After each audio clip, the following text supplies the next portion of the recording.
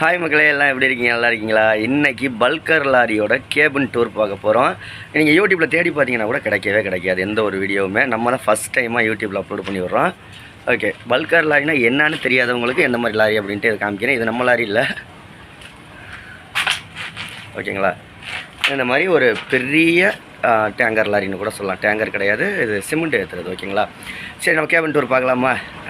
Night ஒரு 3 மணிக்கு தான் வந்தேன். லோடெல்லாம் இறக்கிட்டு வெற்றிகரமாக இந்த மாதத்தோட முதல் லோடு முடிச்சாச்சு.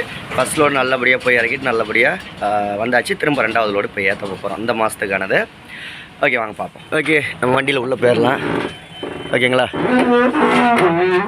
வண்டியில் ஃபஸ்ட்டு உள்ளே மேலே ஏறுறதுக்கு முன்னாடி ஸ்பேனரு வண்டி கூட்டுறது கொஞ்சம் தூசியாக இருக்குதுன்னு எதுவுமே நினச்சிக்காதீங்க. என்ன காரணம் அப்படின்னு கேட்டிங்கன்னா எவ்வளோ தான் நீங்கள் சுத்தம் பண்ணியாலும், ஒவ்வொரு லோடுக்கு சுத்தம் பண்ணியாலும் சிமெண்ட் அடிச்சிடும். ஓகேங்களா? சிமெண்ட் அந்த தூசி அடிச்சிடும், அதனால் இப்படி தான் இருக்கும். ஓகே, நம்ம ஸ்டேரிங்கில் ஏறி வந்தாச்சு.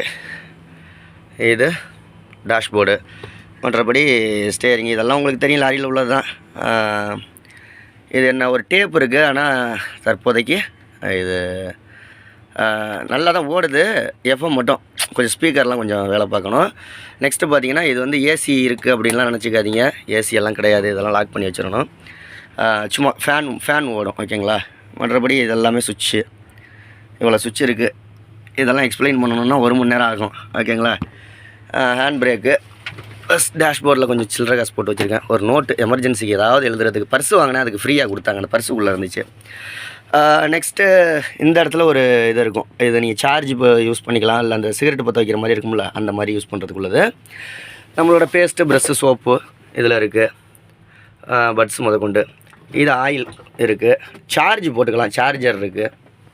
நெக்ஸ்ட்டு பார்த்தீங்க அப்படின்னா இங்கே குளிச்சுட்டு வந்து துணியெல்லாம் காய போட்டிருக்கேன். நைட்டில் நல்லா நீட்டாக ஜம்முன்னு படுத்துக்கலாம் இதில். ஓகேங்களா? நல்ல கை கால் நீட்டி படுத்துக்கிற அளவுக்கு நல்ல ஒரு ஸ்பேஸ் இருக்கும். இந்த சீட்டு கொஞ்சம் வேலை பார்த்துக்குவோம். அப்புறம் குளிக்கிறதுக்கு பக்கெட்டு, கப்பு குளிக்கிறதுக்கு.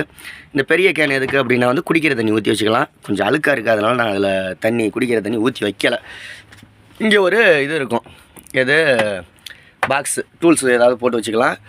மேலே ஒரு இது இருக்கும், ஏதாவது பொருள் வச்சுக்கிறதுக்கானது. டாப்பில் ஒரு லைட்டு. நெக்ஸ்ட்டு ஃபேன் போட்டுக்கிட்டு தூங்கிக்கலாம். தேவைப்பட்டால் ஃபேன் போட்டுக்கிட்டு தூங்கிக்கலாம். மற்றபடி எப்படி இருக்குது அப்படிங்கிறது கமெண்டில் சொல்லுங்கள். இங்கே ஃபோன் வந்துடுச்சு, அதனால தான் நான் இப்போ வாங்கியிருக்கேன். அந்த தண்ணி கேன் வாங்கினேன், ஒரு 80 ரூபா. இந்த தண்ணி கேனு இந்த இதில் வாங்கினேன், நாமக்கல்லில் வாங்கினேன். ஏன்னா குடிக்கிறதுக்கு தண்ணி வசதியே கிடையாது.